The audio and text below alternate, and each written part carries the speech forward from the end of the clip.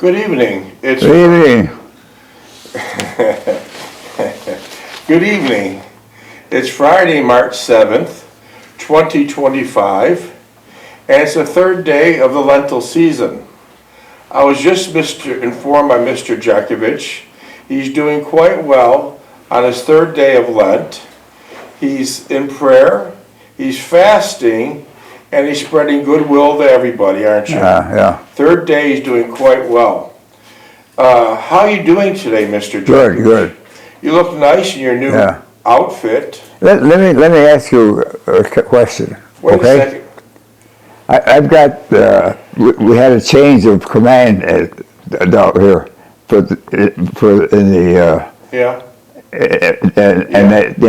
what's her name? Alice got into it. Yeah. Now you got to speak. You got to talk to her like a executive now. I don't think so. Huh? I don't think you have to do that. No. She just like before she was an executive. Yeah, but I don't know. No. I know that for a fact. She thinks you're your number one. So huh? She thinks you're number one. That's not true what you're saying. You don't have to talk to her like that. Yeah, I don't want to get into trouble with that. No, it won't. We'll talk about it after camera. Okay. The executive order certainly changed, but it's fine. So Mr. Jeckovich was from Company H, the 2nd Battalion of the 291st Regiment of the 75th Infantry Division during World War II. Mr. Jeckovich lives by the motto, yesterday is history, tomorrow is a mystery, it sure is, and today is a gift. Yes, it is a gift. Boys and girls, the dance around the sun is short, so enjoy it. The dance around the sun is very short. For example, Mr. Jeckovich said last week, he thinks, he was 20 years old and all of a sudden he was 100. It goes by that quick, doesn't it? Yeah. Life goes by like that. Yeah. Mr. Jeckovich was born in 1925. This year, 2025, he's knocking on the door of 100.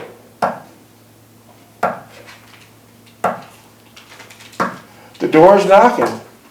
He'll be 100 in 2025. Mr. Jeckovich also lives by the motto, he's got 2 doctors, his left leg and his right leg.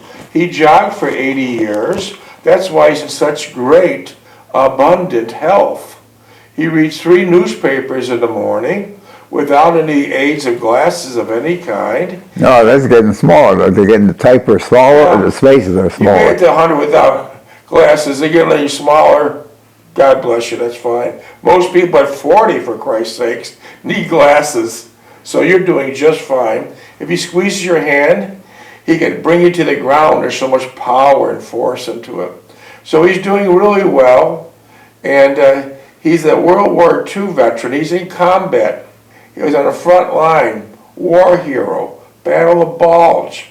This man's been shot up, beat up, stabbed, trench foot, lost a hip, frostbite, lost a hip, and he had a dirty bomb blow over his head. A dirty bomb we could describe you as this. It's filled with razors, screws, bolts, old tools, anything that'll scatter across the field and do great damage. His buddy, Donald Lape, was in the foxhole, blew off his whole damn head. Horrible thing to see. Mr. Jeckovich removed his glasses off of one ear, and that was about it. But Mr. Jeckovich, from that dirty bomb, still has shrapnel in his leg. And so whenever he has to go to the airport, to go through the security section, the alarms go off because he's loaded with metal. That's how the war is. Wars are horrible. And the ones that hate the war the most are the frontline guys. And he was frontline. During World War II, we had 16,400,000 young men and women participating in World War II. Now we're down to 6,000 or fewer true frontline combat vets. We're not talking about rear echelon. There's probably 70,000 of rear echelon left. But less than 6,000 true combat vets, frontline World War II. And we're losing them at a rate of 150. Soon we won't have nothing to talk about. So ask this man. His mind is like a library.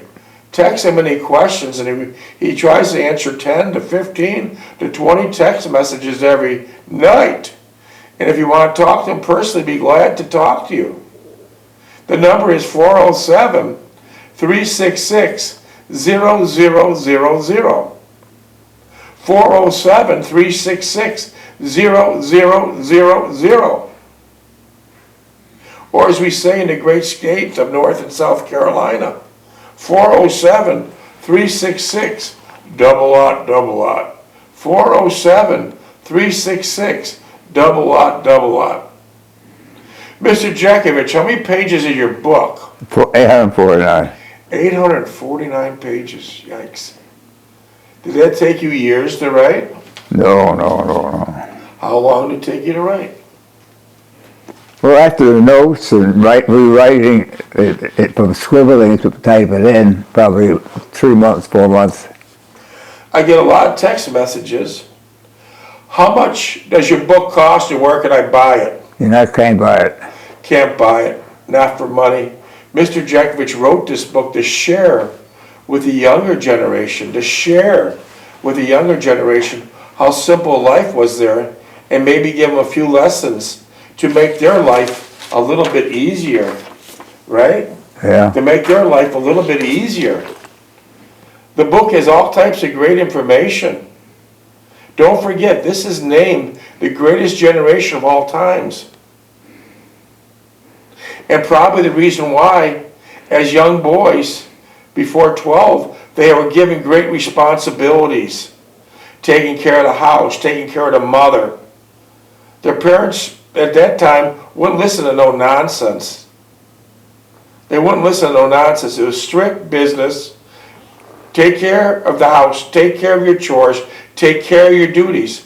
And I think that if those parents during the 20s and 30s were not very strict with these boys, we wouldn't have been successful in a war. Yeah. We wouldn't have been successful in a war. These boys did not try to evade the draft. Many of the boys at 16 or 17 lied about their age to get in because they were determined and wanted to fight for their country. No one ran to Canada. No one ran. They wanted to get in. They wanted to get in and support the armed services. They wanted to make their parents proud of them. They wanted to make their neighbors proud of them. They didn't run. They just thought it was his natural duty to do. We didn't know Mr. Jeckovich was a highly decorated World War II veteran, Purple Heart, Bronze Stars. The list is long, until 2 years ago. The guys on the front lines never talked about it, right? Rear echelon. Yeah. The guys are doing the typing and cooking. They talk about it. Front lines don't talk. Front lines don't talk. So we're worried now that the fact is, maybe many of these mothers today are ruining these kids. Maybe they're ruining these boys. Maybe they're turning them into sissies. They're not giving them chores. Most of the guys are sitting on the couch and mother's serving them. They're doing great harm, I believe, to their sons by not giving them any discipline. Not giving them any discipline. What happened when mommy's gone? You're not going to be around forever. How is your kids going to survive? I don't know. I think there'll be a trouble. But some of the things we pulled out from the book and the 849 pages were, we tried hard to make things better for our kids that maybe at times we made them worse. For my grandchildren, I'd like it better. I really like for them to know about hand-me-down clothes and homemade ice cream and leftover meatloaf sandwiches. I really would. So let's not say we have to give these youngsters today all a great meal and everything they want to satisfy their taste desires every second. Give them leftover meatloaves. Let them learn about hand-me-down clothes. I hope they learn humility by being humiliated. I hope they learn humility by being humiliated. And then you could learn honesty by being cheated. You can learn to be honest by someone cheating you. You have to go through this. You have to go through hard knocks. You can't shelter these boys. Or you'll have a generation of losers, sissies. And then with that, we'll succumb to foreign countries, I assure you. I hope they learn to make their own bed and mow their lawn and wash their cars. Yeah, just don't run it through a $10 wash. Wash your cars. Make sure they make the bed. Mow the lawn. Don't give it to the lawn service. Let the damn kid do it. Let the boy do it. By the time they're 16. It'd also be good if one time you could see puppies born, or your old dog put to sleep. I hope you get a black eye fighting for something you believe in. So important. You got to be fighters. There's wars that are going to be forever and ever and ever. You're not going to get away from it, so you have to be a fighter. You have to be a fighter. I hope you get a black eye. This is talking to grandkids. I hope you get a black eye for fighting for something you believe in. I hope you have to share a bedroom with your younger brother, and it's all right if you have to draw a line down the middle of the room, but when he wants to crawl under the covers with you because he's scared, I hope you let him. When you want to see a movie with your little brother who wants to tag along, I hope you let him go. I hope you have to walk uphill to school. Very important. I hope you have to walk up here to school. Tell us about how you got your 2 high schools. How many high schools you going to? Walk. How many high schools? Huh? How many high schools? From Orleans to But you went to 2 high schools.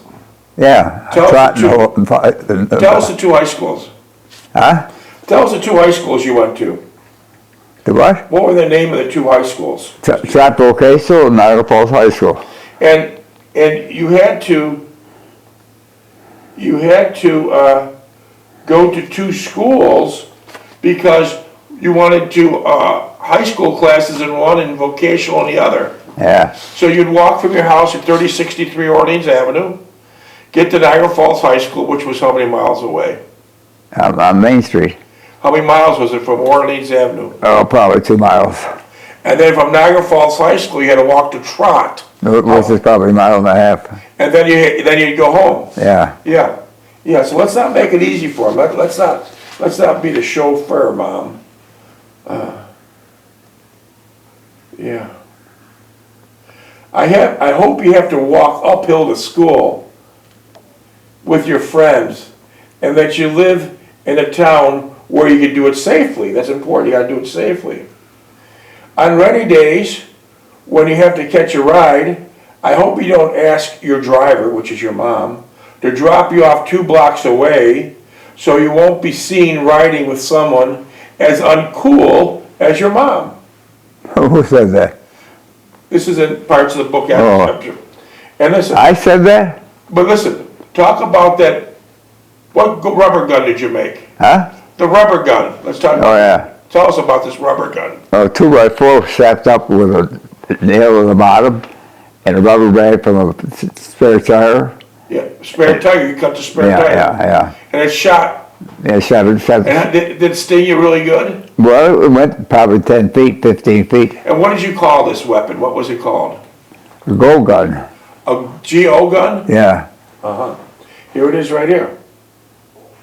If you want a go gun, I hope your dad teaches you how to make one instead of buying one.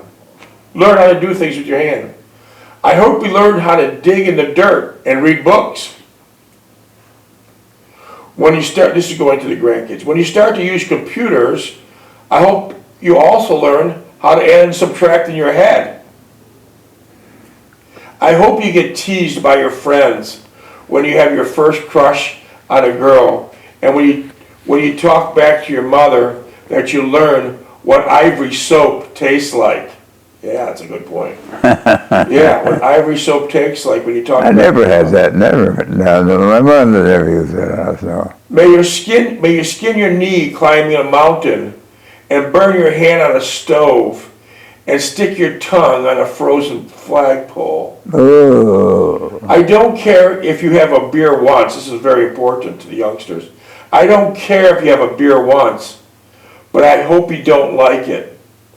And if a friend offers you dope or a joint, I hope you realize that he is not a friend. He is not a friend. I sure hope you make time to sit on the porch with your grandma or grandpa and go fishing with one of your uncles. May you feel the sorrow of a funeral and the joy of the holidays.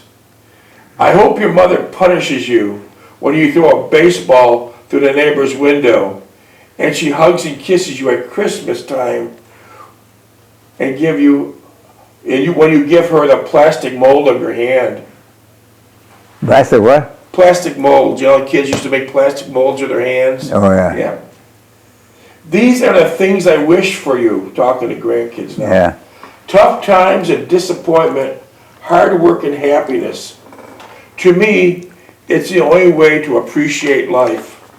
That says it all. You can't make it easy. You gotta make it tough on them. If you make it easy, you got big troubles. Big troubles. Minutes, please.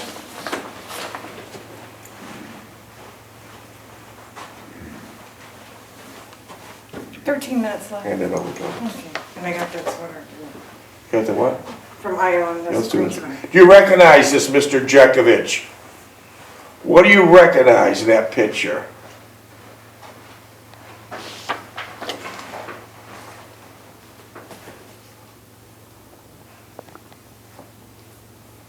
And the big tall ball, the smoke ball, flat ball, You recognize that? yeah. You spent a lot of time there? No, not too much, no. Uh-huh. Yeah, this is second and third, Niagara Street here. Yeah, but a lot of this was demolished after a while, huh? But that's about where your laundromat was, correct? Yeah, second and Diaper, You yeah. actually see your laundromat in that picture? No, Your you, laundromat was on 2nd on Niagara Street, right? huh? Your laundromat was on 2nd and Niagara Street, right? Yeah, And you were like a stone's throw from the actual Canadian side. You could hear the roar. You could hear the roar oh, the falls, of the yeah, falls yeah. when you were working your laundromat. It was a Wonder Bar. I didn't remember that Wonder Bar. Do you recognize anything in there? That Wonder Bar was on Main Street, so. Do you remember the exact address of your laundromat? My laundromat? What was the exact? 102, What, Niagara Street or 2nd Street? Diaper Street. 102 2nd. Were you sure about that? Yeah, 102? yeah. I got that. I'll see if I can find an address. Oh, by the way, Mr. Jeckovich had the laundromats in the 50s and 60s, and I tell you what type of records he's got. He still has boxes of every receipt, right? Yeah. Boxes of every receipt. Boxes of what? Of every receipt. Every bill Oh, he yeah. ever paid. Yeah. Throw that over there. Did we have something else from Mr. Jeckovich Huh? that came Oh, yeah, in? this came from. You what? Something else Came came with in. a sweater. Let me view this first. What? There's something that came in. I want to look at it before we hand it to you. What did it came in the mail? Came with a sweater. Here, one second, please. I'm just gonna. Oh, that's a nice sweater. McGillicuddy family from Ireland. You know the McGillicuddy family? This is a cable Hold it knit. up for everybody, John. That's a cable knit sweater, Mr. Jeckovich. It just came in the mail For St. Patrick's Day. for St. Patrick's Day from the McGillicuddy family in Ireland. Oh, Dublin, gee. Ireland. Ireland. Yeah, From Ireland. Yeah. My Keep it God. it will keep you warm. Yeah. So Hold it This up is again, John. Amazon Essentials. Yeah, they throw got it those. right there. They got them everywhere. Hang this up, Worldwide. yeah. That's a beautiful, sweater, yeah. McGillicuddy. We'll wear that one. Now, what's on the bottom there? Is it a tag? Yeah, it's just a tag. I'll take it. Well, listen. That's for St. Patrick's Day. We'll make sure you're wearing it. Yeah. Thank you to McGillicuddy family. And staff, please respond to them Send them a thank you letter. with a nice I will send a postcard thank you letter. and put in a note of appreciation. Yeah. And that's beautiful. That's beautiful. All right, well, that's nice. McGillicuddy family, thank you. Yeah. Well, I'm on chapter 2 of your book. We're picking up again. In order to open up the laptop, I need a passcode. A passcode is your dog tag number. 420965. Wait, I didn't get it. Say it again. 420965. Okay. I'm on page 18, and we're picking up this chapter is titled Books, Girls, and Police. We would meet and talk on numerous occasions, but not about our previous experience. She never mentioned the episode, nor did I. I helped them move to their new home, although Patricia was only a few miles away. I never contacted, nor did I ever see her again. Luckily, I obtained work for the second week after I completed school. After several weeks after that, I quit the department store. I was hired through the state employment agencies. It seems like back then, the more I read your book, a lot of the job preparations come through state agencies. Yeah. Was it a long line?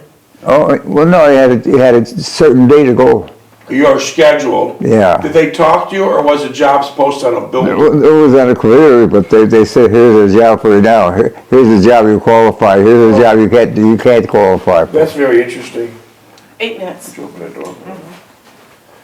Luckily, I obtained work the second week.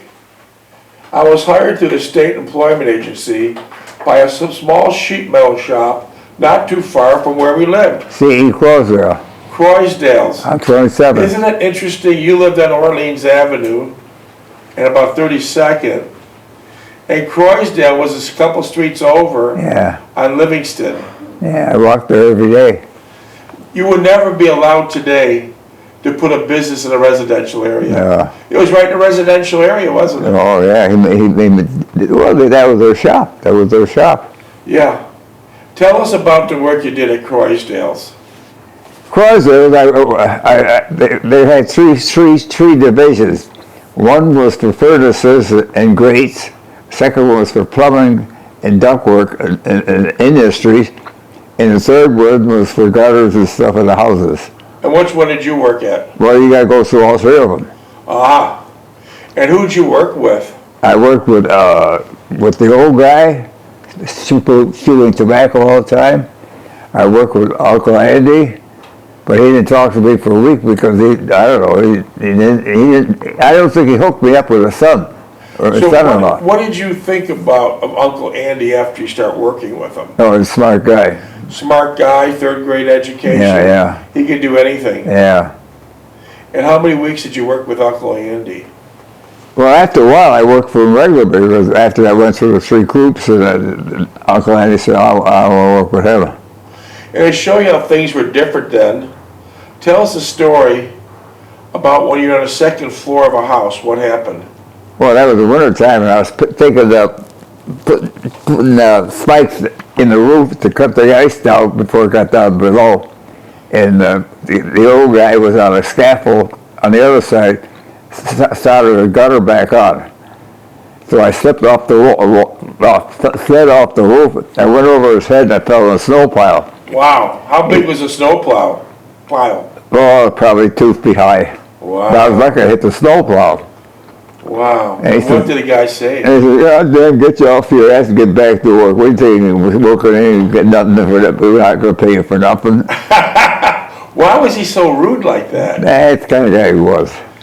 Could you imagine today in 2025, if you're an employee of a sheet metal company and you fell off a second-story roof, they'd have 18 lawyers the next day working for you. It wasn't like that then. They sent you to the hospital right away. Yeah, and it wasn't like that then. No. There was no such thing as lawyers suing an employer. Yeah. There was no such thing back then as workman's comp. He told you to get back up on the roof. Get back on Did the he roof. even ask if you're injured? No? You were lucky there was a lot of snow. Well, You were damn lucky there was a lot of snow. well, I got burned up on the on that bridge over on Niagara Street. What happened there? Well, we had to do that start tag on it on the pump downstairs. Oh, yeah? They were working on the ductwork upstairs. Well, someone took the do not start tag off and started it. What happened? And I was there, and I got burned in my face. Well, I don't see no scars. I don't see no scars. No, I was pretty good, yeah. But you fell off the second story roof, and the boss was working on the first story, and he says, "What the hell are you screwing around for?" And get back on the roof. Oh, Mr. Jeckovich, do you feel up to answering any text messages? Oh, go ahead, yeah. Okay, you told us you built a beautiful dollhouse for an actor's family on Buffalo Avenue. You built them a dollhouse. Yeah. Do you remember their name? They lived right off of Main Street, off of Fall Street. Yeah. It was a beautiful mansion. You built a dollhouse. Right, Dr. Wright. Okay. But being that you built a beautiful dollhouse with a daughter's name was Sally, did you ever build a tree house? No, the tree house? Yeah. I built some ones around the creek and that, but no, nothing as elaborate as that one. When you were a little boy, did you ever want to live in a tree house? No. What kind of wild animal scares you? What kind of a wild ass cabin? Yeah, scares you. A crazy dog. Yeah. On a scale, Mr. Jeckovich, of 1 to 10, how polite would you say you are? How polite I am? 7. 7? Okay. I see.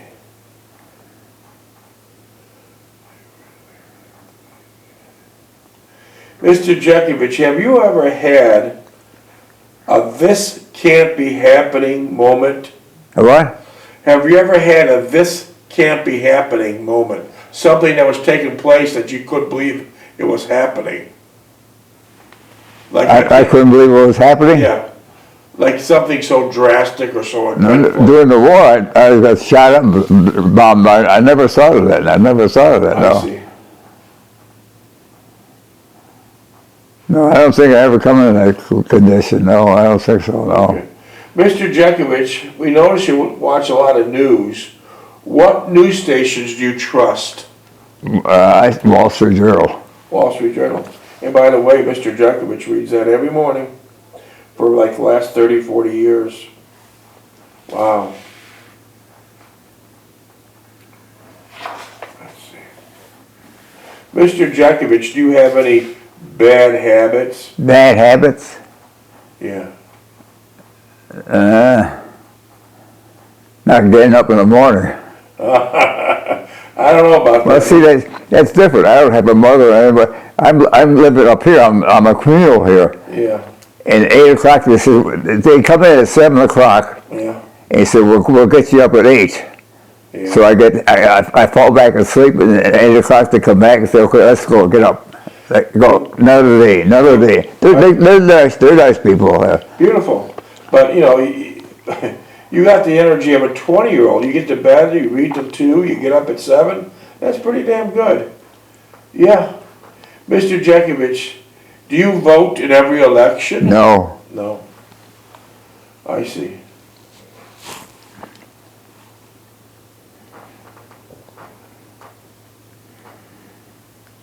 Mr. Jeckovich, how many serious relationships have you had? What do you mean by that? How many girlfriends have you had? Like you said, you had... Well, that started with that Brazili girl on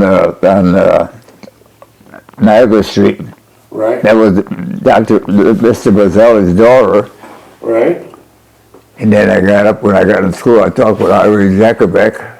Jeckovich? Yeah, in I school. thought you seen Jeckovich's picture in the yearbook. Yeah, I've seen it, yeah. Ah, that's interesting, isn't it? Jeckovich.